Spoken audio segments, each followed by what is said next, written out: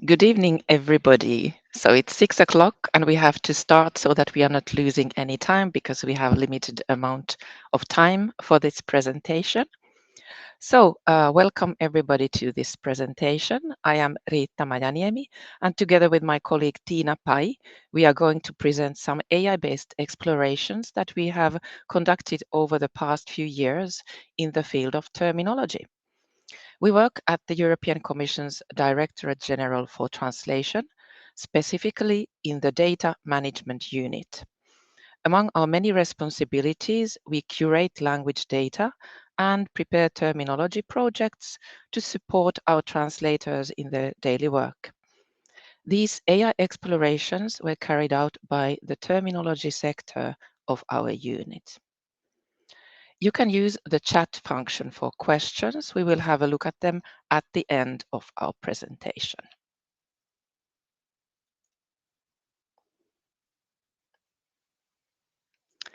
Last year, we gained access to GPT 3.5 for testing purposes, and we recognized the potential it held for terminology-related tasks. So we began our exploration with a small team of 3 colleagues. We started with the most obvious task, which is writing definitions. This is a key element of our work, and what makes it more challenging is that we are writing definitions in English, which is not our mother tongue. First of all, we had to study what types of prompts there are, and we had to learn how to construct and fine-tune a prompt, as this was a new area for us. We worked step by step. First, we created a basic prompt with a few sentences. Then we found out that it wasn't giving consistent results in the right format, so we had to analyze which parts of the prompt were not working. We fine-tuned the prompt bit by bit until we reached our goal, a functional prompt for writing definitions. We then handed our prompt to DGT's eDrafting Lab team, who refined it so that it works within the eDrafting interface. The final result is now available on DGT's eDrafting Lab site as one of the services. It is also available at GPT at ET, a prompts library for Commission users. Following the first success, we began to explore other potential applications of AI, but very informally. It was only this year when we started structured explorations for other use cases. My colleague Tiina will tell you more about these in a short while. Here is how it works. First, you upload the input text, make any necessary adjustments to the instructions, and then submit your request.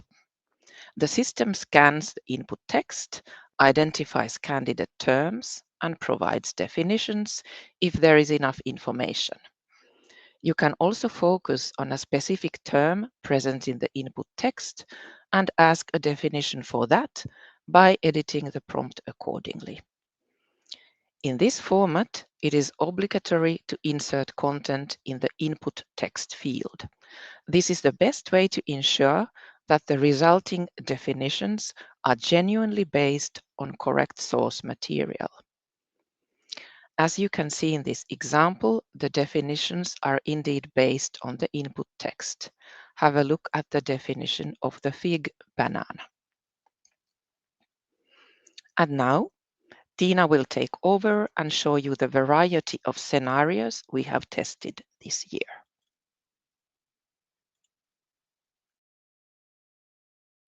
So, good evening from me as well.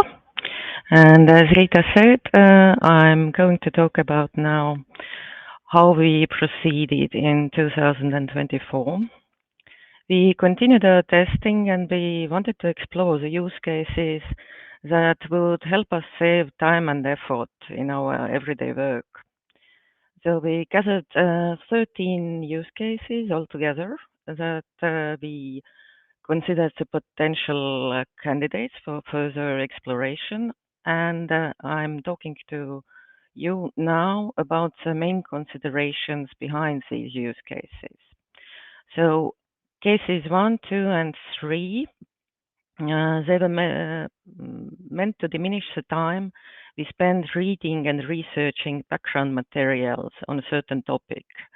For example, while doing our project work, preparing the Anchor language entries.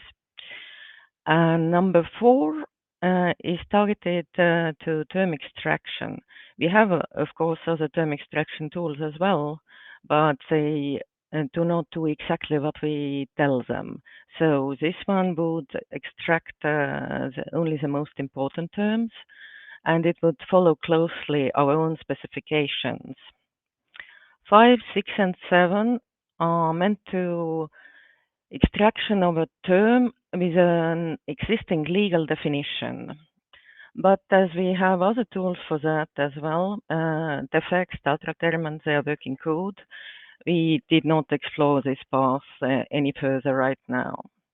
8, 9, and 12 are meant for defining new terms and researching concepts. It helps to work with terms we are not familiar with yet. For example, the terms that appear in new documents that come into translation. And number 10 is meant to replace manual or batch search in IATE that we have to perform for project work every time. Number 11 is meant for building a corpus for any kind of different purposes we might have, like outsourcing, term basis, project work, any of that. Number 13 is meant to finding out if and where the exact term has been used in EU texts and exactly how many times. And out of these 13 use cases, actually only 7 remained that we started to work on more closely. We used all the resources that we could, like DGT, GPT Lab, GPT JRC, and from external resources, also ChatGPT. And we used all the models that were available in them at time. And we used no sensitive material during testing, which is very important to be kept in mind. And now I will move on to specific use cases and talk about them a bit further. So the first use case is a term frequently used in EU legislation. For that one, we created a scenario-based prompt asking AI as a legal researcher to analyze the frequency of certain terms in EU legislation. We tried it with giving AI the document number or the title and without it. So without the document identification, we had to establish a certain time period it performs its search in.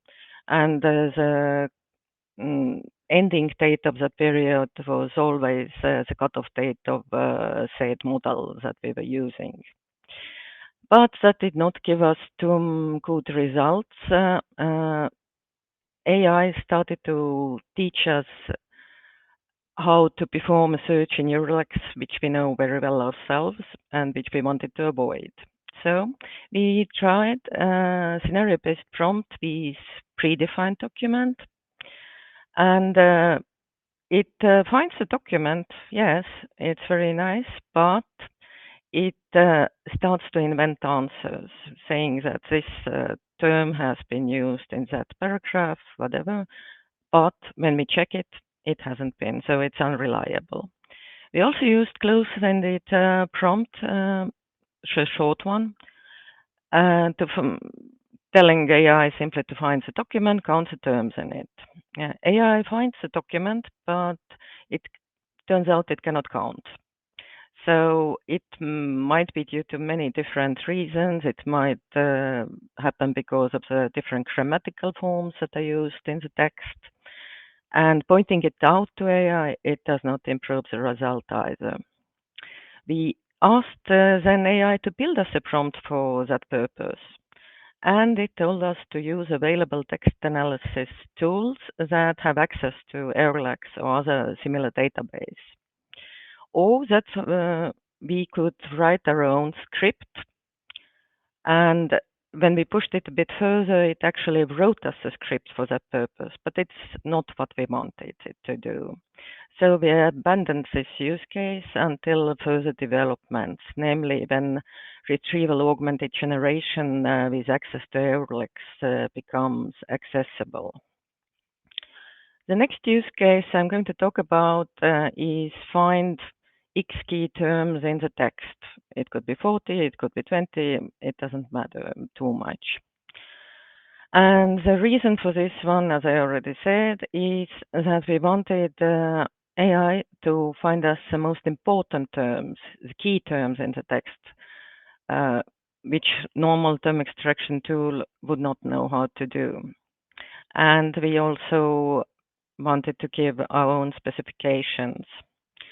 So we built a scenario-based multi-part prompt with quite a long concrete set of instructions, and also we gave the examples of desired output that we wanted to have.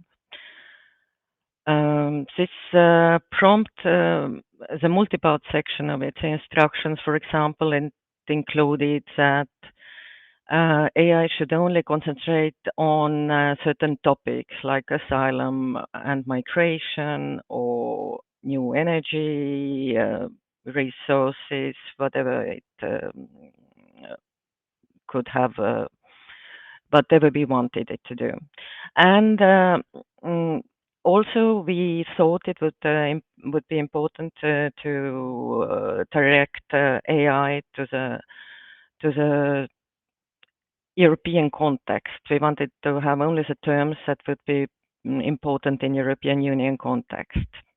We told AI also not to include terms that are not present in the provided document. As it turns out, it's really important to do that, otherwise it would start inventing.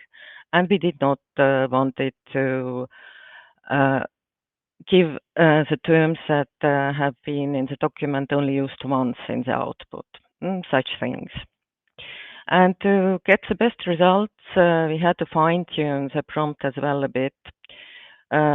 Initially, we had the AI in the position of a terminologist, but it had to be turned into a position of AI that had been specifically designed for terminological research. And we had to formulate also better instructions to reduce the number of terms. We had to reduce the number of terms as well. It always depends a bit on the length of the text. You cannot ask 100 terms for 2 pages. And sometimes I struggled with following the instructions, but it was not so bad anymore. And here I'm giving you the examples. The red one, which is a very bad example, it's an example from the times before fine-tuning the prompt. So the AI looked into the future of the European Union like we wanted it to do, and it came up with possible relevant term that is Dublin regulation and 2066 version. And it also happened in part because of the fact that we asked too many terms from quite a short document.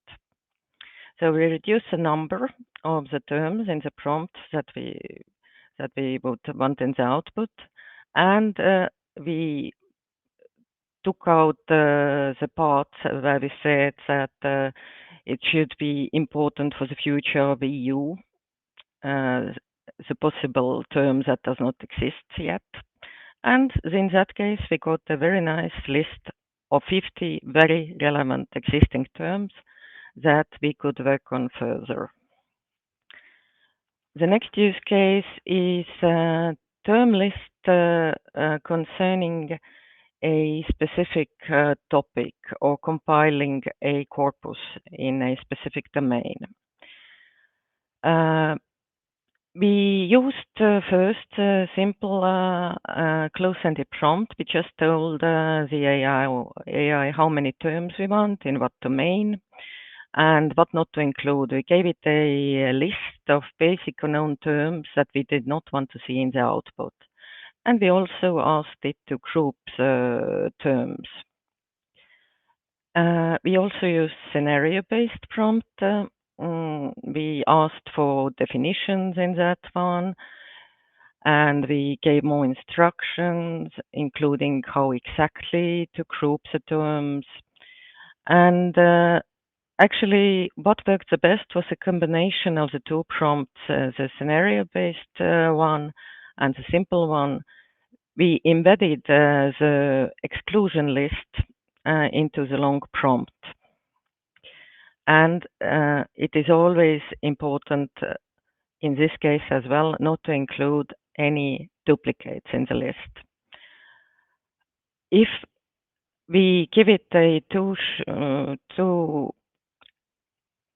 if we want too many terms, it might happen that AI, which is prone to please us, starts in giving us duplicates, or it is very smart. It also might use its ability to create compound terms which are quite useless. For example, fuel cell subsidies, fuel cell grants, fuel cell incentives.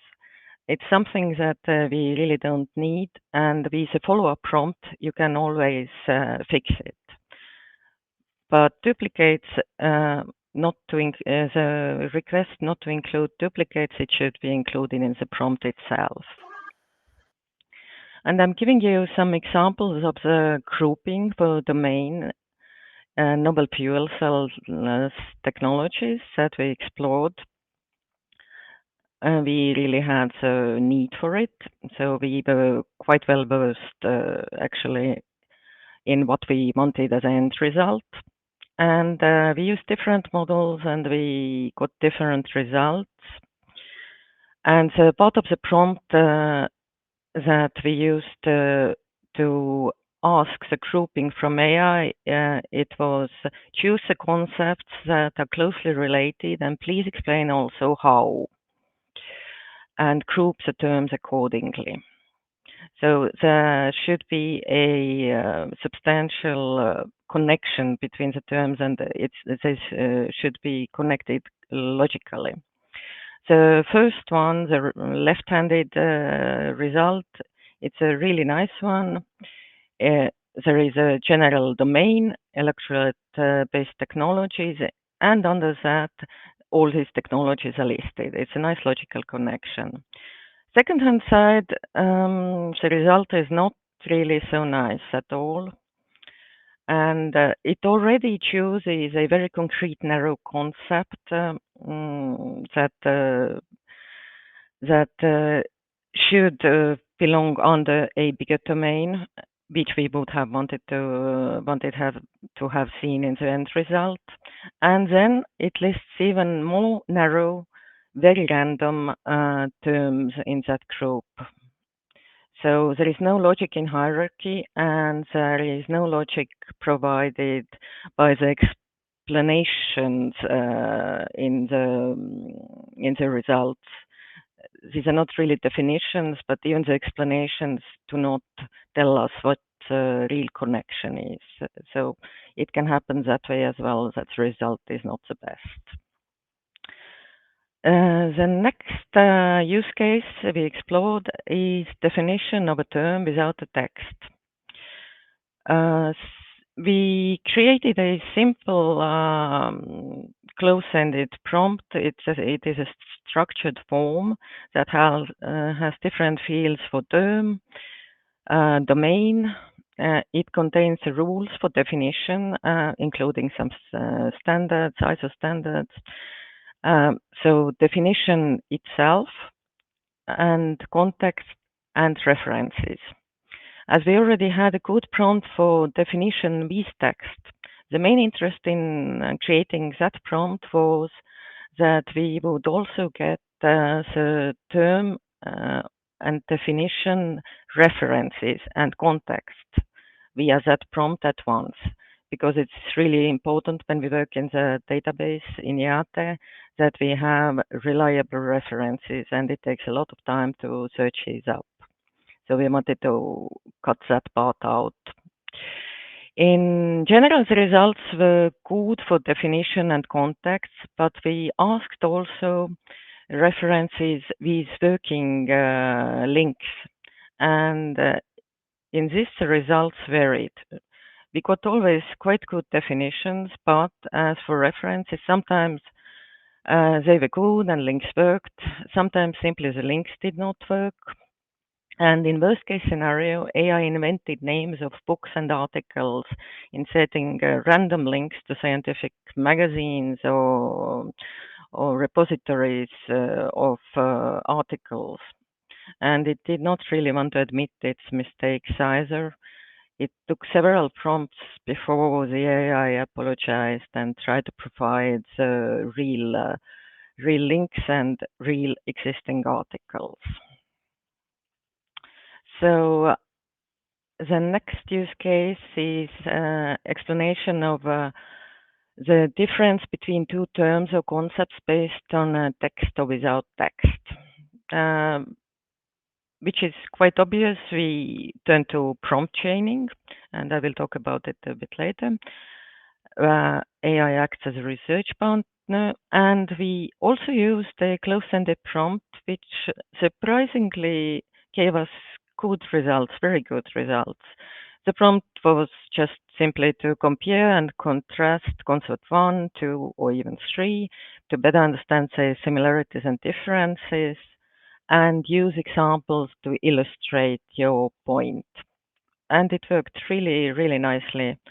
And what was very convenient with that information we got, the data, it was very nicely structured by AI. And I'm giving you the prompt chaining example as well, so you would see what I'm really talking about. For example, I can replace these X's and Y's. Are European goldfinch and gray-crowned goldfinch the same concept? How is concept Corsican finch related to them? Are Corsican finch and Citral finch the same concept? It always depends on what answer you get, but for example, when you are still not satisfied, you can always turn back to the beginning and, for example, ask, please define European goldfinch. It's always useful to understand the hierarchy as well. So you can ask, is Corsican finch narrower concept than the Corduelis family? And it's always useful to know, are there other concepts that are similar that you cannot think of yet? For example, are there other concepts similar to Corsican finch? And I'm giving everything back to Rita now, who will share what we learned while prompting. Thank you. So to conclude our presentation, here are a few tips based on our experiences with prompting. Firstly, you could assign a persona or a role to the AI. For instance, it could act as a terminologist or a legal researcher. We recommend being specific and direct. Provide a clear list of instructions. Being polite and using formal language might also help in achieving high-quality results. Then it's important to add context. What is the domain, purpose, or audience of your query? For example, you might ask it to research terms in the domain of asylum and specify that these terms are to be integrated into IATE, which is used by EU bodies and member states. Then give at least 2 examples of good output. Otherwise, it will stick to the one example you gave and apply it to the entire output. For example, if you provide just one example, which is a term and its abbreviation in brackets, you might receive a list of terms which all have abbreviations, whether or not these abbreviations exist in the real world. Similarly, if you only provide a named entity, you might only receive named entities in return. Define the format and the length of the output to ensure you get exactly what you want. For example, you could specify that you want a list of 20 defined terms as a result. If there are any limits or constraints, you should include them in your prompt. For example, you could add an exclusion list and specify that terms in the exclusion list should not be included in the results, or mention that the output should be based on the input text only. You could also promise a reward for good result or mention the stakes. For instance, you could explain that the result will contribute to the quality of translation work at the Commission. By iterate and refine, we mean that by running your prompt several times, you will identify the parts that need to be modified. Through trial and error, you will be able to refine your prompt until you achieve satisfactory results. So that's it. We would like to stress that we are amateurs in prompt engineering and we don't consider ourselves experts in this field. However, we hope our example encourages you to try creating prompts yourself. In our opinion, there's a lot of potential using AI for terminology work, but at the same time, you must be aware of its limitations. So exploring and experimenting is the best way to see whether it will work for your purpose. Thank you. And now it's time for questions, so we can have a look what we have in the chat.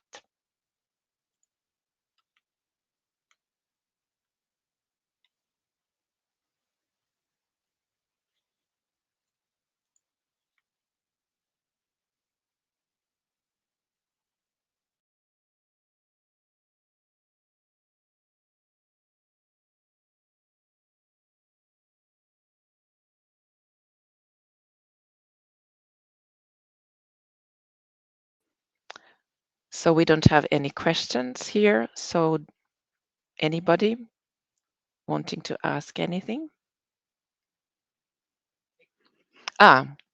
Is the final objective to try and generate definitions that could be used in YATE? Yes, YATE is our main terminology tool. So whatever terminology work we do, we will store it in YATE. So yes, that is correct.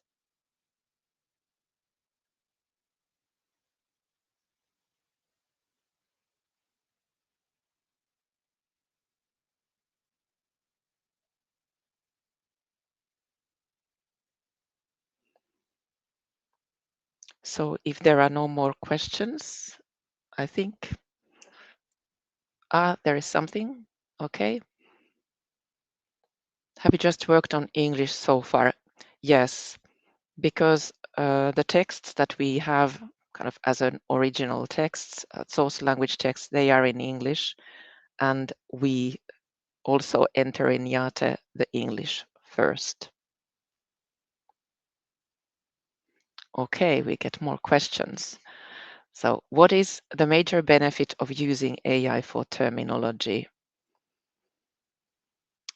Well, I think there are many, but if you participated in the or listened to the panel discussion earlier today, our colleague Greg mentioned that especially like AI is very helpful in drafting definitions because definition drafting is a really time-consuming and tedious job.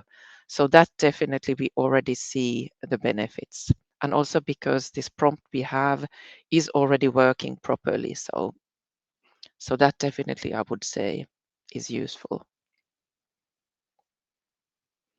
Okay, the next one. In the legal field, the legal term mostly use Latin words in abbreviation. Do we have to write the long abbreviation completely or write both in Latin and in English?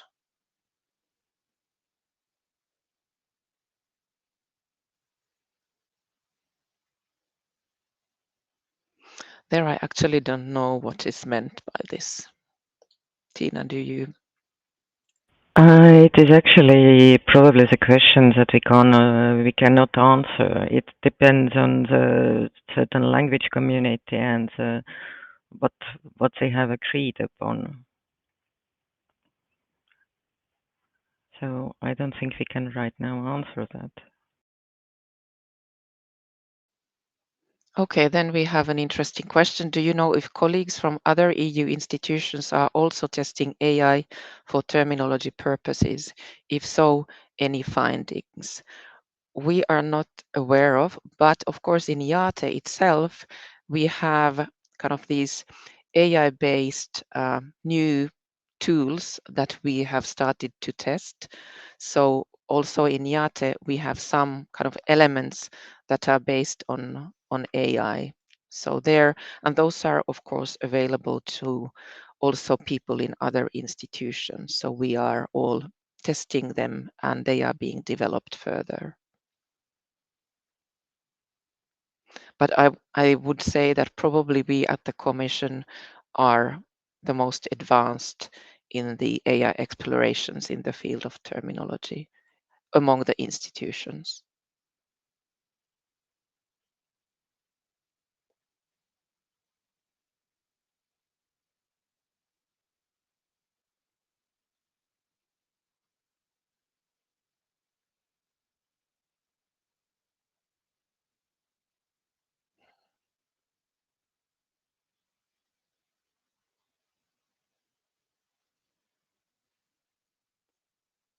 Okay. Are there any confidentiality risks when using AI for EU terminology? Of course there is, but we are using a secure environment. Maybe Tina, you can explain a little bit on this. Well, most of all, like we already said, we are not using any sensitive materials. And also, when we are working on EU texts that might not yet be published, we have our own security systems and everything that we work on inside our own systems. It's already protected somewhat. But even then, we are not using any sensitive materials. We cannot do that yet. So. Okay, the next question. Who is responsible for verifying, revising definitions generated? Lawyers, terminologists? Yes, so it is either, if it's our unit, we are terminology coordinators, so it's either us, if it's the English part of an entry that we are going to put in a project. And then after that, it's going to be also revised by an English native speaker. So it is terminologists in these languages that are verifying and who are responsible for the final result. And then when will AI be deployed for languages different from English, in your opinion? Our prompt, the first prompt on definition drafting, is actually already working in other EU languages. So it is not like dependent on English. So that can be used already for other languages.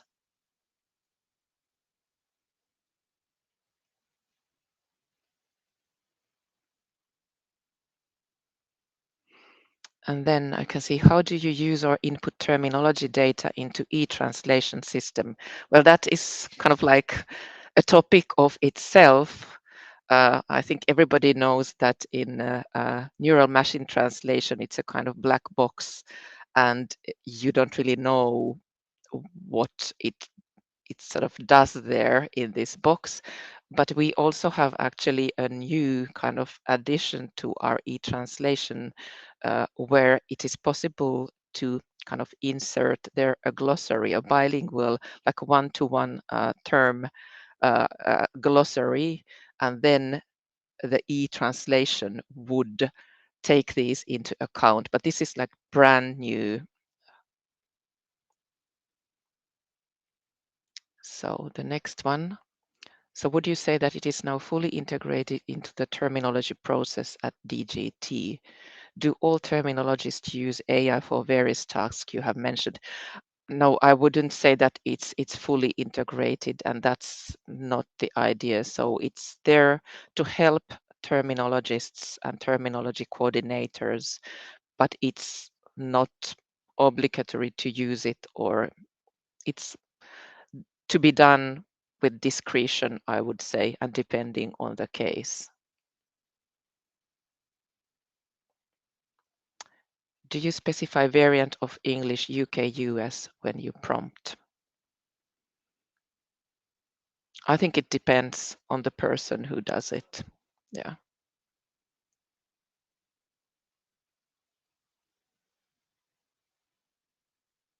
But of course, the idea is that we use British English in our content.